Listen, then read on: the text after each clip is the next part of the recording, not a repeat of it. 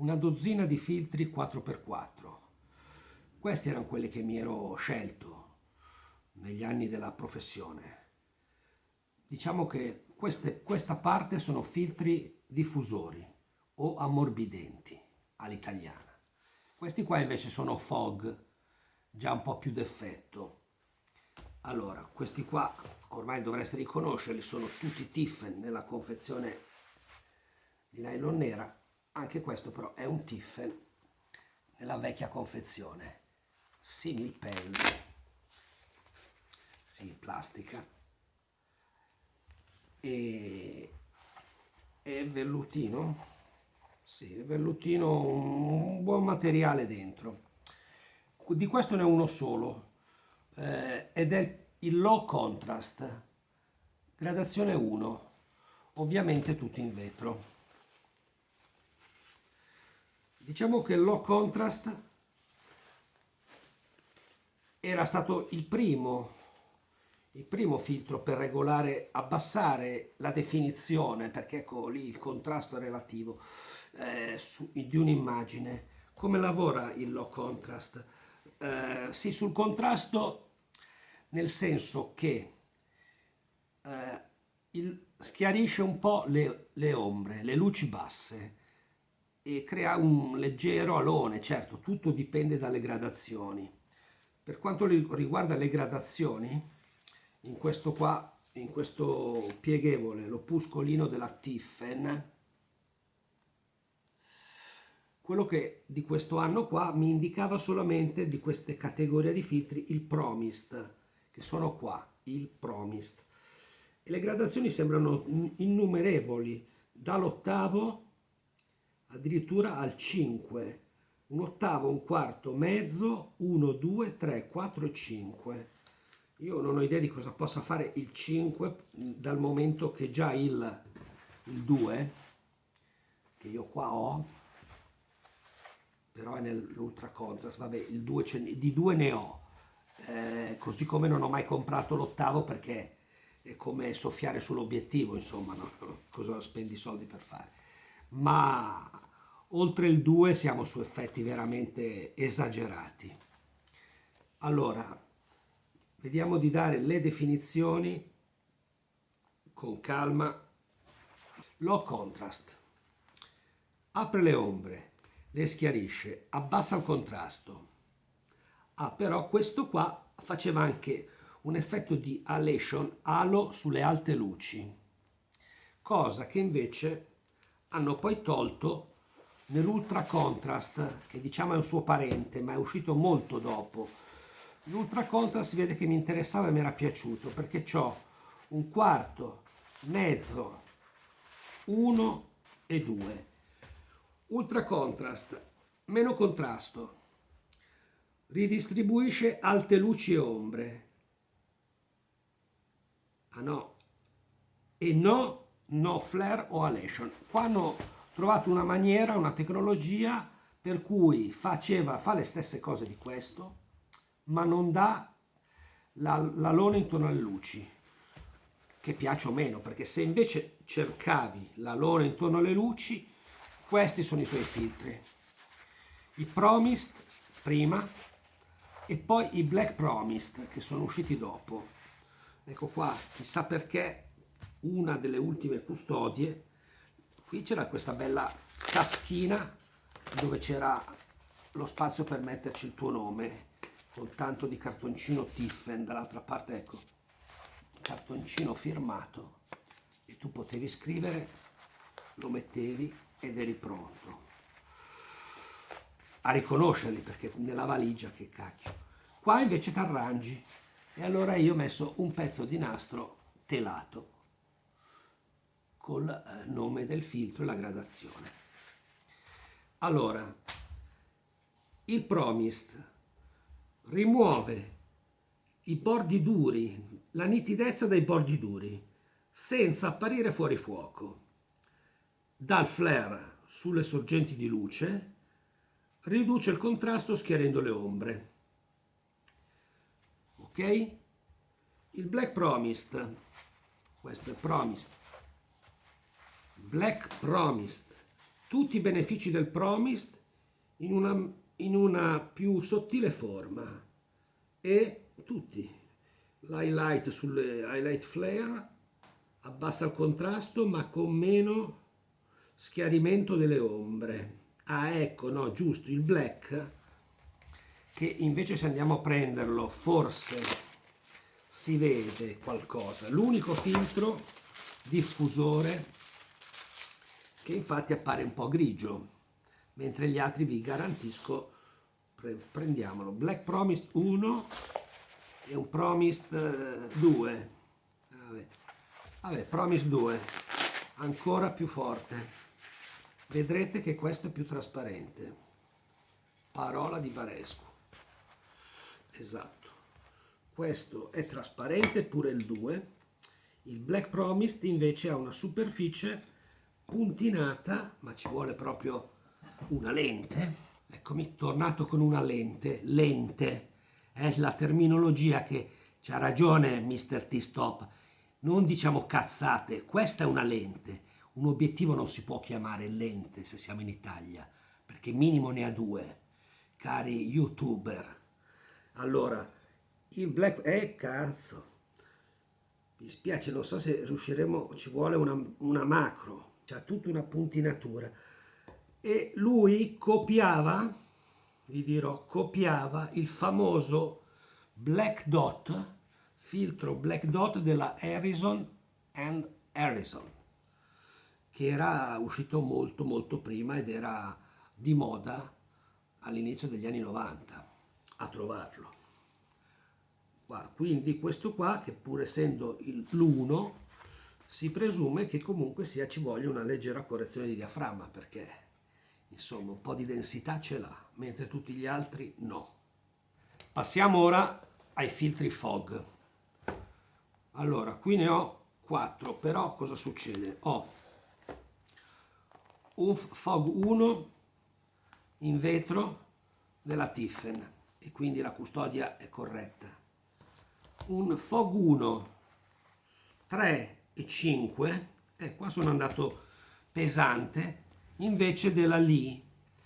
La custodia originale è questa, orribile, è proprio la cosa meno pratica che potete immaginare. E il bello che, certo, questi qui non costavano come quelli di vetro, ma non costava neanche come i Kokeno, gli Ambico, 100.000 lire glieli dovevi dare. Ed è un filtro chiamato in resina, lo senti, è leggero, quindi è plastica, e questo è il Fog 3 per esempio, ed è già molto evidente. Della Lee, qua c'ho il Fog 1, invece l'ho spostato in una custodia libera di un filtro Tiffen che probabilmente si è rotto. Eccolo qua. La cosa buona è che c'è sul bordino la marca Lee England, è quella delle gelatine. Non so se l'abbiamo incontrata nelle gelatine, poi bravi, sul bordino ci mette 100% millimetri e sull'altro lato, su due lati, molto bene, ci mette il tipo di filtro Fog. Quindi abbiamo un Fog 1 e un Fog 2. Sì, c'è una leggerissima, non so se si apprezza, tinta gialla, devo dire, è la resina, perché secondo me se prendo, vediamo, il Fog 1 in vetro, marca Tiffen, mi seguite? Sì, più spartano devo dire, però anche lui da qualche parte c'è almeno scritto, se non è andato via con i frequenti lavaggi, Tiffen F1. No. Beh, anche il vetro un pochino di appena di verdino. No, devo dire che questi hanno una colorazione, dai. La resina, l'1 in resina e l'1 in vetro. Sì, loro avevano deciso di fare questo bordino di protezione che però ti mangia, poi dichiarano 100%, ma è un pelino più piccolo, ti mangia qualcosa. Questo però mi sembra più pulito. Ora non credo che si apprezzerà un cazzo, solamente luce in macchina, vedete i riflessi, però sono belli. lo muovi e rifletti quello che vuoi. Niente, dov'è? Questi qui bisogna provare in esterno, forse questo cos'era? Il 3, forse il 3. Azzeccare quando l'obiettivo, quando lavori così, perché? La Madonna, è scesa la nebbia. Si vede anche qua, nebbione padano con il 3, mentre invece con l'1, vediamo se dà un effetto. No dai, no beh, guardate sul mio nero, il nero del nero, poi è blu il mio pile, lo ingiallisce un po'.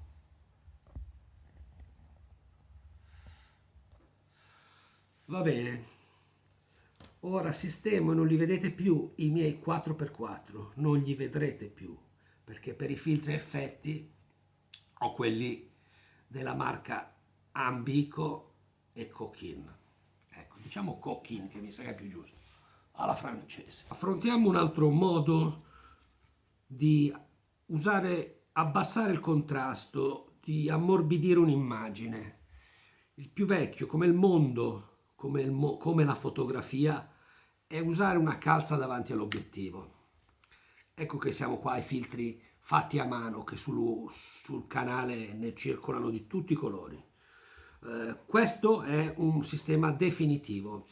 Diciamo che qualche volta l'ho anche messo direttamente sull'obiettivo, tirandola e fissandola con un elastico. Ma quando rimuovete la calza, soprattutto se è appunto fine, come è il caso di questa, la smagliatura è garantita, quindi la potete anche buttare. Anzi, già questa qui, che nonostante il telaietto noto un pochino di difetto. Questo qui è veramente un sistema pratico per creare il basso contrasto, un lieve effetto flu. Certo, questa la calza è più pesante, si vede, e dalla densità, lo vedete? Siamo su un fondo bianco, qua si apprezza di più, è un altro tipo di calza. Però c'è altri tre metodi economici per farsi l'effetto filtro diffondente o a basso contrasto. Non chiamiamolo cinematico, ha ragione Mr. T-Stop o film look, cazzo vuoi dire? Vuoi solo ammorbidire l'immagine o fare un effetto morbido. I termini sono importanti. Allora, questo anche lui vecchissimo. Adesso combinazione, mi vedete in mano uno scatolino colorato ed è marchiato Coquin. Ecco, torniamo che mi sa il termine migliore. È la vaselina, non l'olio, ma la vaselina in tubetto. Oh mamma mia, la trovate dappertutto. Qua invece loro erano passati addirittura a dirti: ti do la vasellina, cazzo, capita come rimane il segno, le vaselline colorate che si sono sputtanate. Devi avere un filtro trasparente, neutro, questo sa anche incollo, piena, e stendegliela. Ho sistemato il filtro neutro sulla mia Fuji e ho modellato sull'inquadratura la vasellina verde e la vasellina rossa. Comunque questo è il disegno, casuale ma non troppo, cioè sul lato sinistro dove ci sarà la finestra ho messo il verde e in zona del mio viso ho messo un bel rosso, vasellina. Sotto un getto d'acqua il filtro è tornato come nuovo, senza neanche strofinare. Un altro intelligente metodo che mi ha suggerito la Coquin, vedete questa ditta però ti dava degli stimoli. Qua lo chiama Colored Diffuser. E che cosa trovi dentro? Della plastica. Non so se, no, ma penso che sia, vediamo le misure, se questa è uguale a questa la pagavi. E beh, facciamo bene. Questa qua è molto, lo vedete, molto iridescente. Sì, le misure tornano, per cui ti dà una versione molto iridescente, con riflessi verdi e magenta sotto la luce artificiale a 3200. E questa qua delle righe invece, devo dire, ha dei difetti. No, no, è l'effetto dell'iridescenza, si muove. Questa tendenzialmente è tutta sul rosino. Chissà cosa ci ha messo dentro. Fai un buco e fai quello che facevi con la vaselina.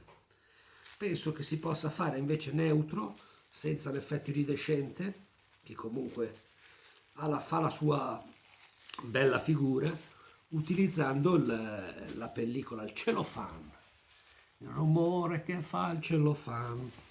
Va bene, tutto un altro argomento, ma comunque è sempre vicino alla famiglia dei filtri, sempre della cocaine, ma potete farlo con altri mezzi. Ecco che ho trovato che in questa confezione, che si chiama Creative Mask, c'erano dentro due filtri neutri, non neutri, due filtri, insomma, solamente la resina, ecco, senza nessuna lavorazione, neutri in quel senso, sì, non neutral density, ma filtri neutri.